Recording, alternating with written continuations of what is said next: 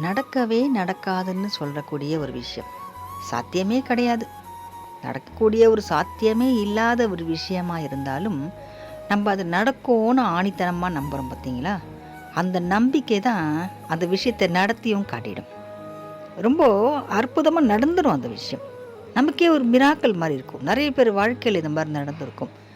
ஒரு விஷயம் அதே மாரி தான். நம்ப நமக்குன்னு ஒரு ஒரு குணம் இருக்கு. அத நெறைய பேர் சொல்லலாம். நெறைய விஷயத்துல நமக்கு இந்த மாரி ஒரு நடந்திருக்கும். அதுக்கு என்னென்னமோ நெறைய பேர் சொல்லுவாங்க. ஆனா உண்மையான என்னதுன்னா, நம்ம ஆணித்தனமான நம்பிக்கை தான்.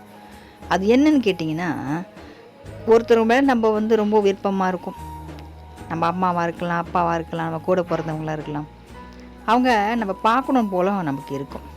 ஆனா அவங்க வரத்துக்கு டைம் இருக்காது. வரத்துக்கு வாய்ப்பே கூட இருக்காது. ஆனா, நம்ப அவங்க வீட்டுக்கு போற மாரியும், இல்ல அவங்க நம்ம வீட்டுக்கு வரா மாரி நம்ம நெனச்சிட்டே இருந்தோம்னு வச்சுக்கோங்களேன். அது நடந்துடும். ஏதோ ஒரு காரியத்தினால, ஏதோ ஒரு காரணத்தினால அவங்க நம்ம வீட்டுக்கு வரா மாரி ஆயிடும்.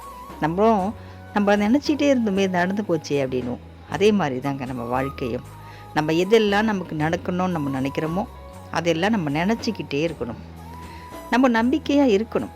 அப்போ அந்த வாழ்க்கை நமக்கு அதே மாரி நமக்கு நடந்துரும். சாத்தியமே இல்லாத ஒரு விஷயமும் நமக்கு சாத்தியமாகும். அதுவும் முருகனை நம்ம இன்னைக்கு வழிபட்டுட்டு இருக்கும்போது, முருகர் கடவுள் எப்படி தெரியுமா? அவரை முருகான்னு போய் நம்ம நம்பி, அவர்கிட்ட அவர் சரணாகதி நம்ம அடையிறோம் பார்த்தீங்களா? அப்போது முருகர் என்ன பண்ணுவார், நமக்கான ஒரு விஷயத்தை அது சாத்தியமே இல்லாமல் இருந்தாலும் சரி, அதை நடத்தி காட்டுவாருங்க முருகர் தந்தை. எப்போவுமே அவர் அன்புக்கு மட்டுமே அடிமை. அன்புக்காக எதை வேணும்னாலும் செய்வார்.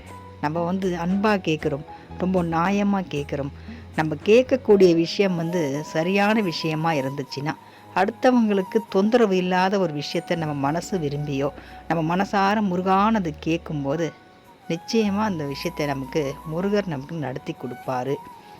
நம்பவும் அந்த விஷயம் நல்ல விஷயம் நடக்கும்னு நம்பிக்கையோடு நம்ம காத்திருக்கணும். ஆணித்தனமாக நம்பணும். நம்பிக்கை ரொம்ப ரொம்ப முக்கியமானது. நம்பிக்கை தான் நம்மளை வாழ்க்கையே இன்றைக்கி நம்ம நடத்திட்டுருக்கோம். நாளைக்கு காலையில் எந்திரிப்போம் சொல்லி தான் இன்றைக்கி நைட்டு நம்ம தூங்குகிறோம். அந்த ஒரு நம்பிக்கை தாங்க நம்மளை இன்னி வரைக்கும் வாழ வச்சிட்ருக்கு. அதனால் முருகன் மேலே நம்பிக்கை வச்சு நம்ம வாழ்க்கை ரொம்ப சிறப்பாகவே நம்ம வாழ்வோம். வெற்றிவேல் முருகனுக்கு அரோகரா.